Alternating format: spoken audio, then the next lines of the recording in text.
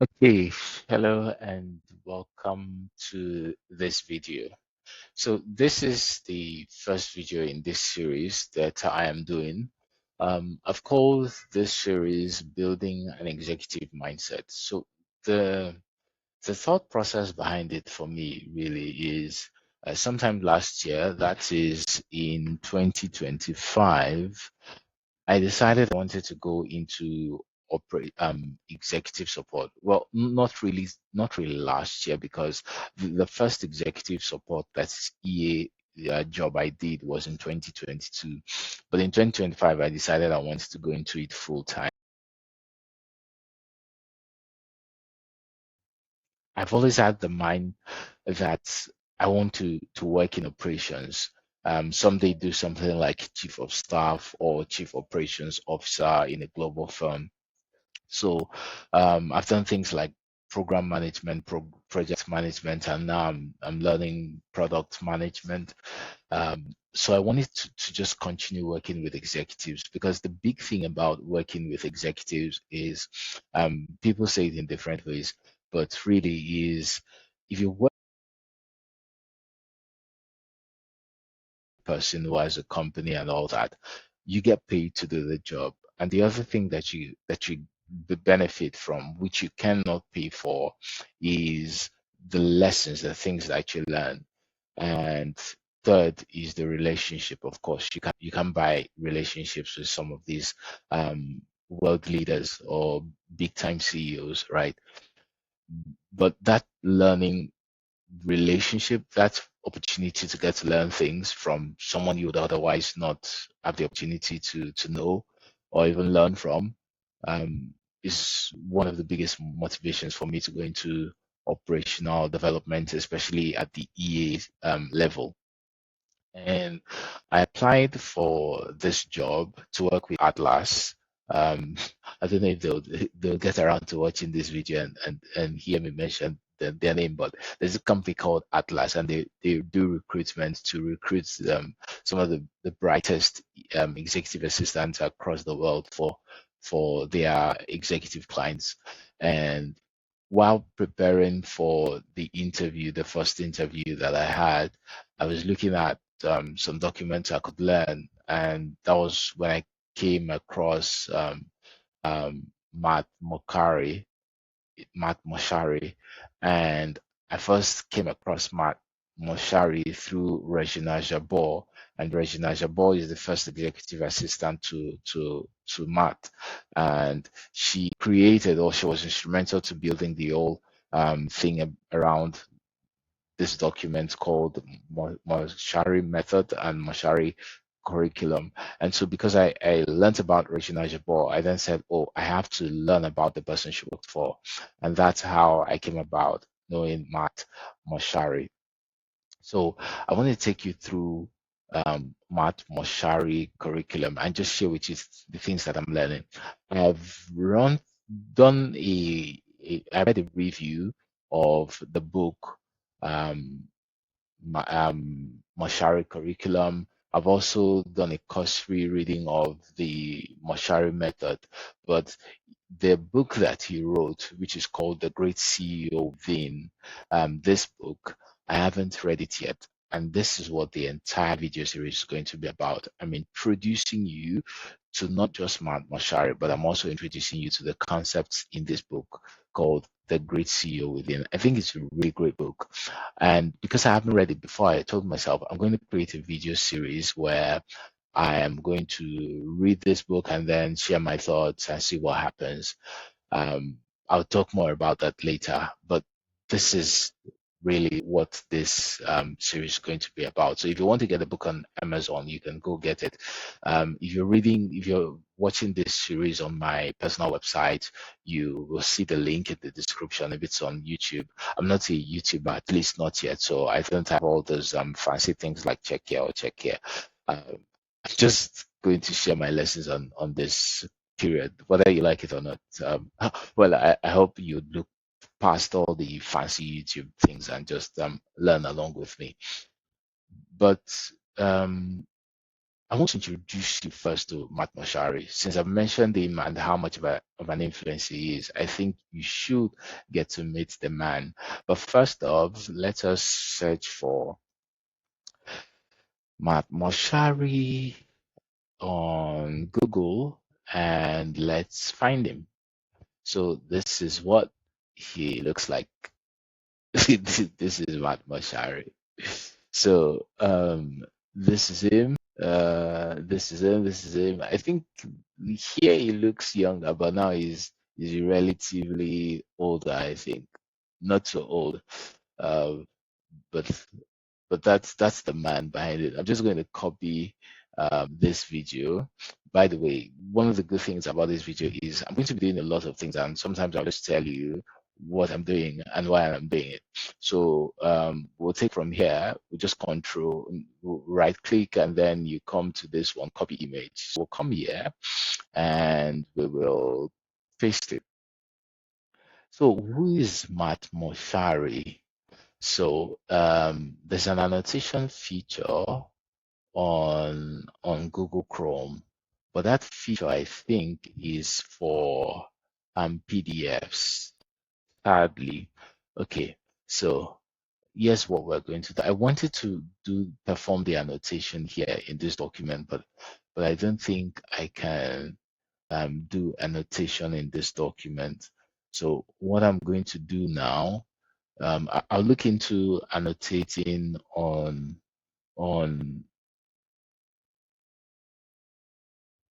Google Docs, but so far I do not think that we can annotate on Google Docs. I'm still looking through. If I find it, then we're going to do it.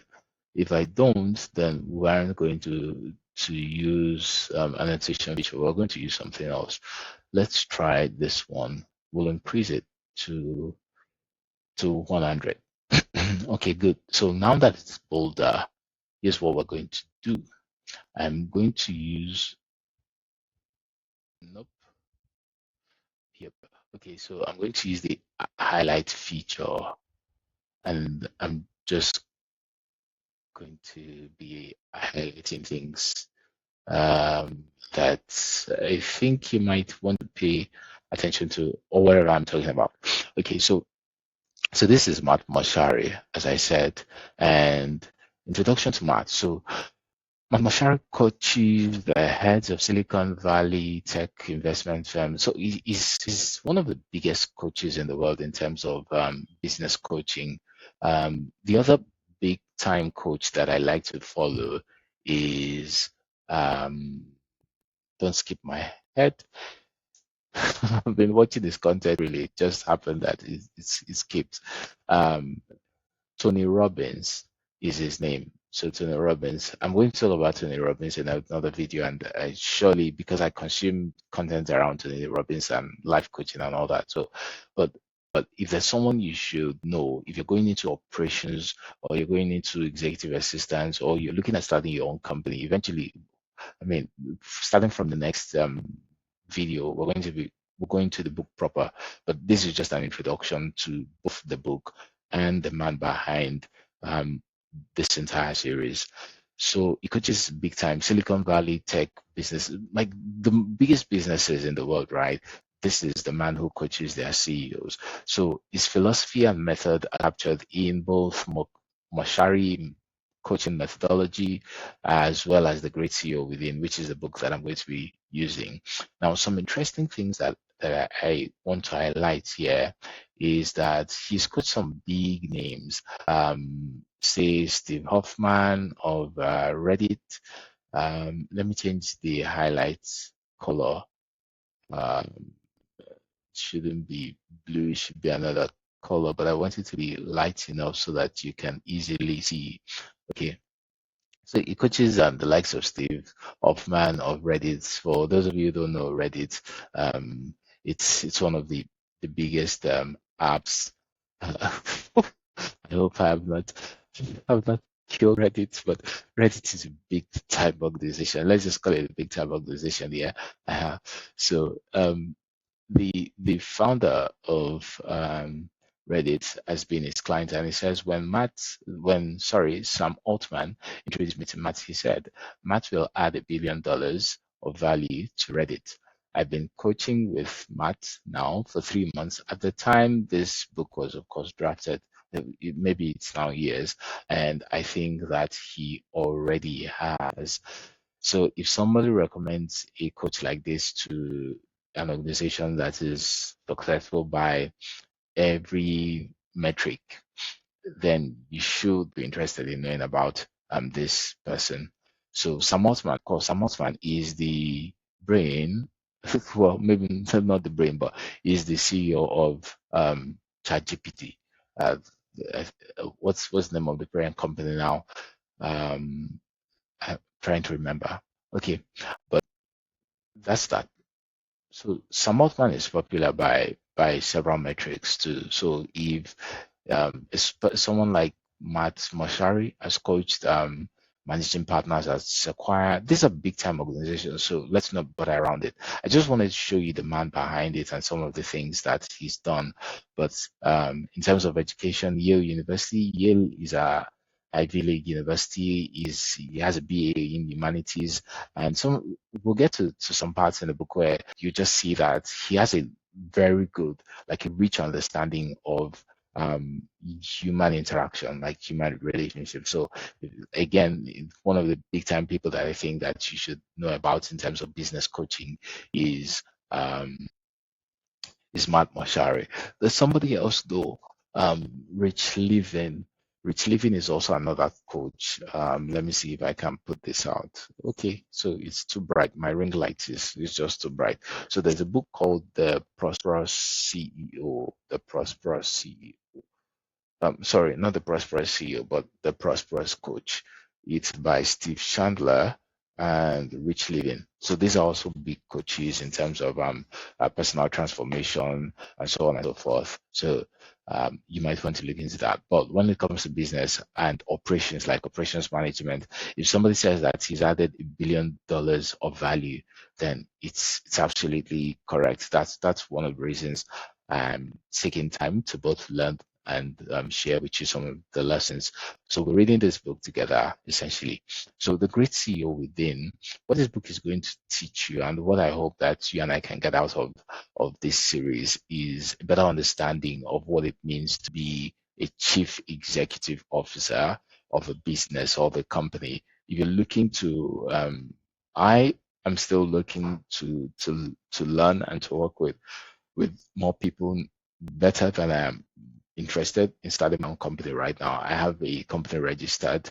I'm not operating it, but I have it registered. I also have a nonprofit that I registered 2 years ago, or is it 3 years ago now? Both of them are not operating, but I just want to learn a little more for say up to the next 5 years before I go fully into launching my own full-time organization. I may not do it into 5 years, who knows? But right now I'm not in a hurry to launch my own business full time. I still want to operate at a global level with a CEO or with a global team before I make that switch. But if you are at the point where you strongly believe you want to be a CEO or launch a new business and all that, this book is for you. I said the title of the series is Building an Executive Mindset. You cannot build a successful company or be a great CEO if you haven't read a book like The Great CEO Within. So for me, the attraction is the psychology behind these people.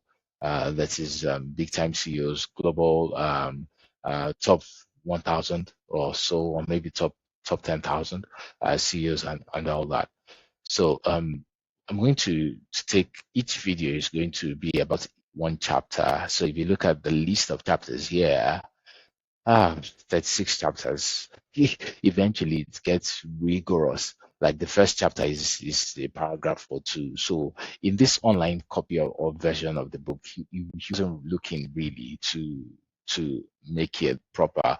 There was this video that I watched, and it was a Tim Ferriss guest, and he said it's just a pity that people now are so attracted to great content that even if you were giving them the wisest thing in a video like this, they wouldn't be interested in watching it because it's not fine. It's not no flashy video editing and all that.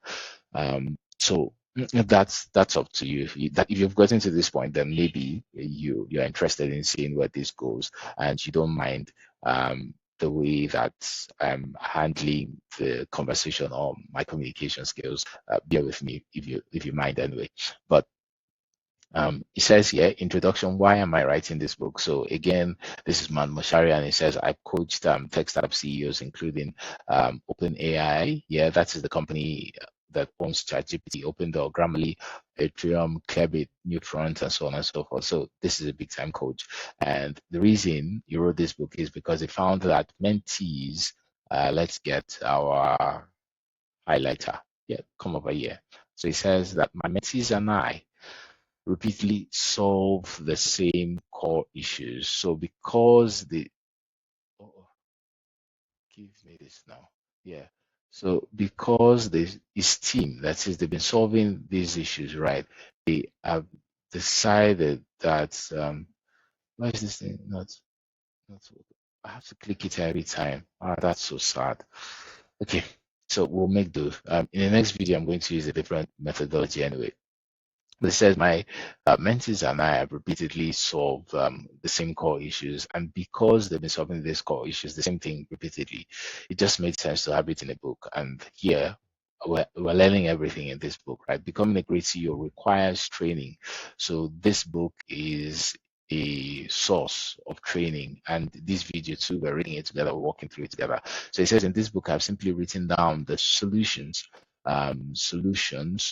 to that my mentees and I, my team and I have come up with to some of these repeated problems that they have found working and coaching CEOs of the biggest companies in the world. So it then says this book goes from high level, an outline of many issues that a CEO should face. So you're going to have issues, yeah. So it talks about issues. We're going to talk about issues in the book. It says recommended mid-level to mid-level, a recommended initial process. So we have recommendations that we're going to look at in this book, and we're going to talk through them. And then to low level, like specific suggestions, it then says specific suggestions of phrases to use in specific oft recurring situations. So one, you have issues, and then two, you have recommendations for mid-level things, and then you have specific suggestions. So if you're a CEO, new experience, this book is new or experienced, this book is meant for you. If you're a first-time CEO, and like I said, if you're not even a CEO, you're just a virtual assistant, you're an executive assistant, and you want to serve to be very useful to your executive, this book is for you. I've had two executive clients, and they were different personalities. Like one is on this place and the other one is on this place. Like the energy levels were completely different, but they were both of them were females, and there's just a lot to just learn from both personalities. But I can guarantee you, if you're a virtual assistant, executive assistant, you should read this book. If you can at least dedicate time and hours and days and months to reading this book, the least you can do is to watch a follow-up video series on the content of this book like this. So this book is organized into 8 sessions. You have the beginning, individual habits. These are what the sections, the key sections, and I think we have that earlier here when we had like part 1, part 2, part 3, part 4. So I think it follows that same outlining system. So we have the beginning, individual habits, group habits, and so on and so forth. So there's a whole lot to learn. You see things like wiki, new terminologies beyond KPIs. Most of us will be familiar with KPIs, but getting things done like GTD means getting things done. You see inbox zero. If you don't know about inbox zero, like inbox zero is a fundamental thing or essential thing when it comes to executive operations. You cannot be a resourceful virtual assistant or executive assistant if you do not know things like inbox zero.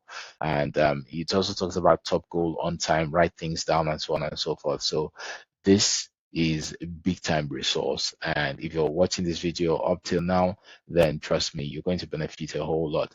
This is where we're going to end the video for today, because as I said, I'm going to be recording the videos chapter by chapter. So this first video is this one. Is chapter 1, right? Chapter 1 is what we're doing today. Chapter 1. So again, as I said, I'm annotating this book. This is my own copy of the book. But when you get a link, you get a Google Doc link. I'm not going to show you. Oh, let me show it, because I don't know who's watching and how savvy you are with this methodologies. But if you are not so familiar with these methodologies, then this is for you. So you can just go to Google and search for Matt Mochary and the great CEO within. So this is the great CEO within. This is the Google Docs. So once you click on this Google Docs, you come here. You see, this is how the Google Docs opens. When it opens like this, let it load. Where did I keep my phone? I didn't feel watching a video like this. But this is what I have now. I don't have a team. I'm doing all of this myself, so I'm not going to apologize anymore for the quality of my video at this point. Trust me. So let us go back to this. So I was saying this is how you make a copy. So let's reload. So once you go to Google and then you search for the great CEO within, if you want to have a copy of this book, just go to Google, search for the great CEO within. Or if not Google, if you're watching on YouTube or on my website, there's going to be a link in the description that will lead you here. So where is what is happening now? It should load properly so that you can see a point where you can click to copy like this. So you just come to a place like this and then you click on make a copy. That's what you're going to do on this document. So out of the way now. So we're back to chapter 1.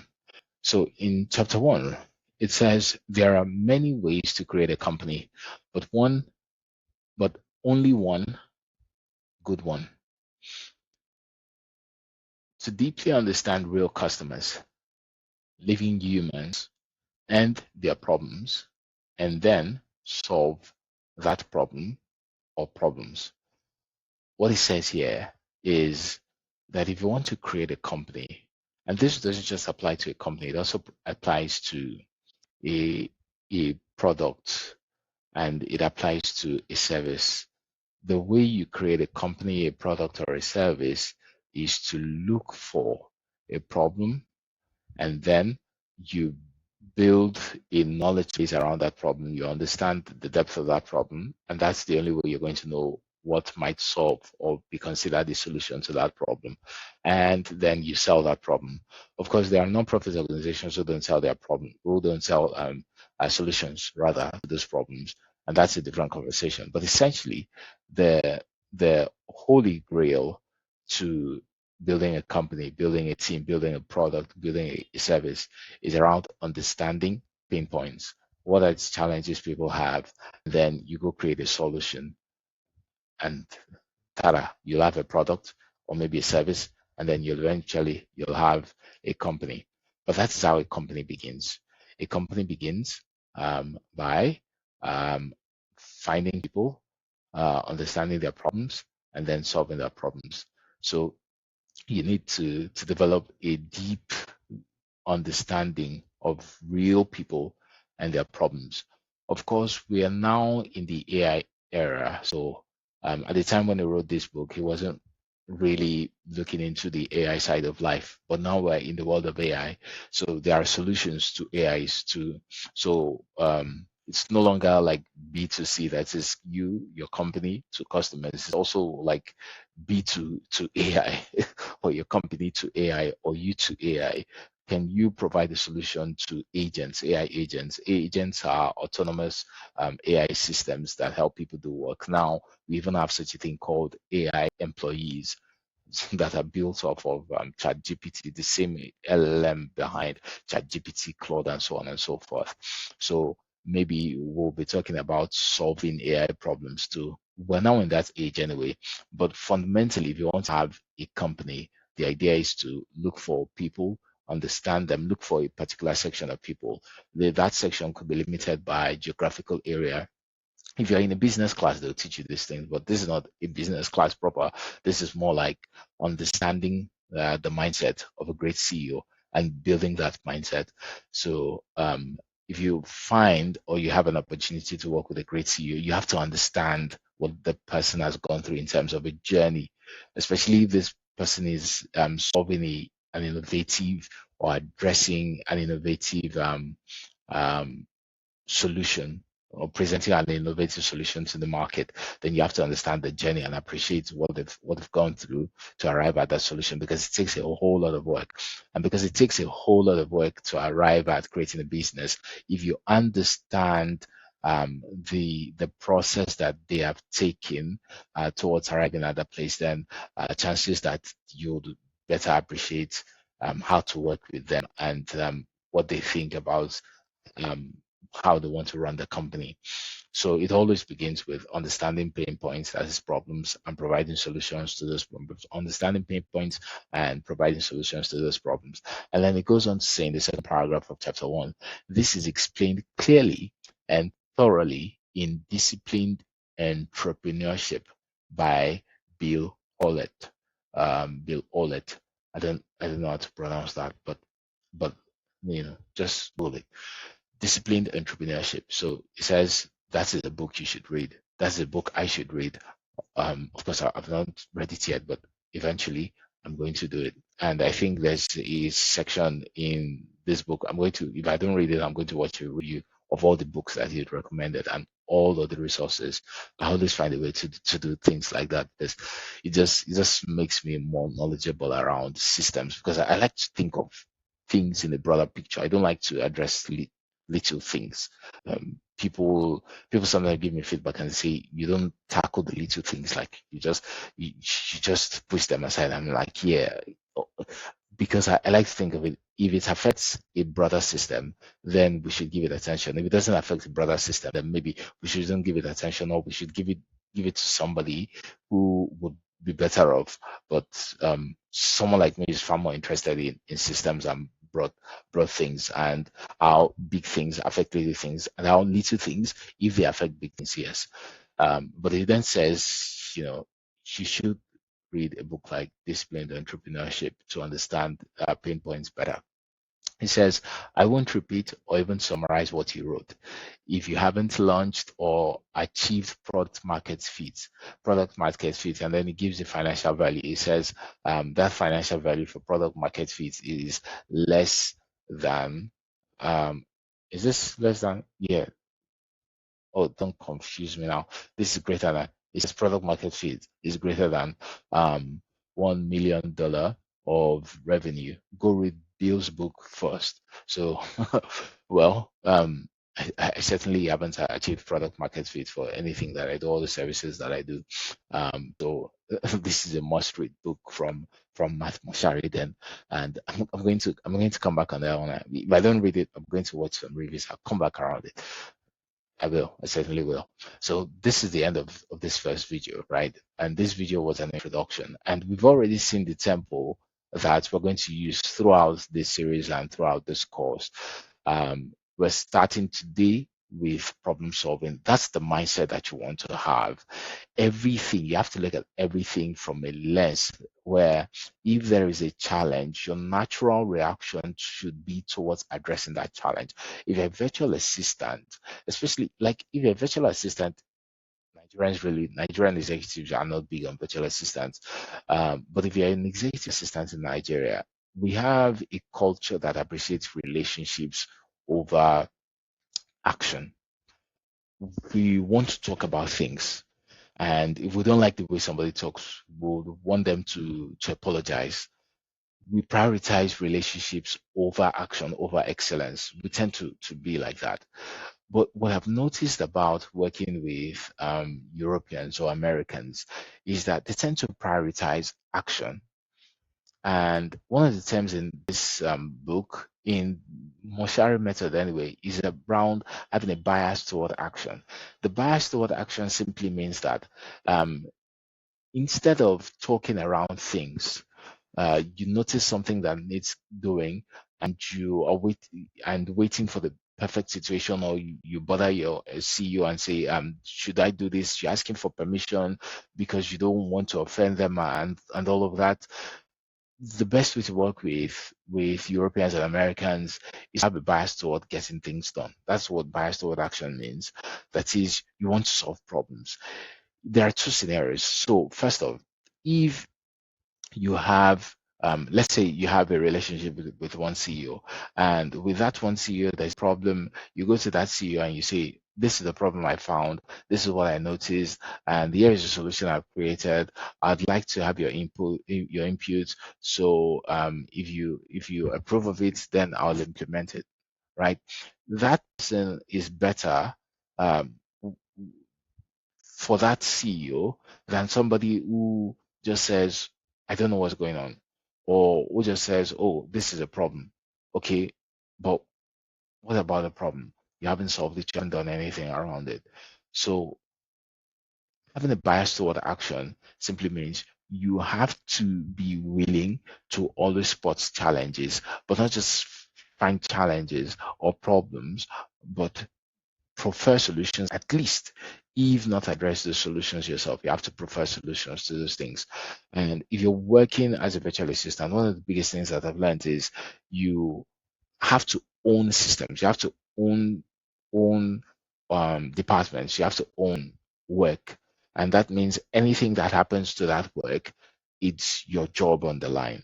And because you own that job, you have to be willing and able in nearly all instances, if not all, to take action that remediates the issues that you're going to find in that process.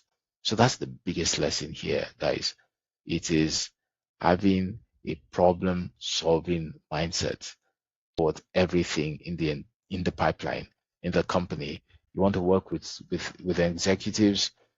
You have to begin with understanding that the way they came about starting that company was that they found a problem and they solved it. So if you're working with them, or you want to create your own business someday, uh, you have to know that you're going to be thinking the way they think. You see a problem, you better have a solution or a recommendation for solving that problem if you cannot solve it yourself. And it's not like it means you always have to know everything. Certainly not. It simply means that if you notice something isn't working well, and you should notice that things aren't working, and when you notice that something isn't working, go do your research, like figure out what needs to be done. And if you don't know what should be done, at least take action to learn one or two things around that problem, so that when you go to your CEO, or when you have a team meeting, you can say, this is what I think about it, and this is how I think we should approach it. Of course, your opinion will sometimes just be opinions, but it's always better to have a mindset that wants to solve a problem than a mindset that just wants to talk about. Are you contributing to the business in a financial way, at least? So that's it. In the next video, we're going to go into chapter 2. And yeah, I hope you found something interesting about this video, and see you in the next video.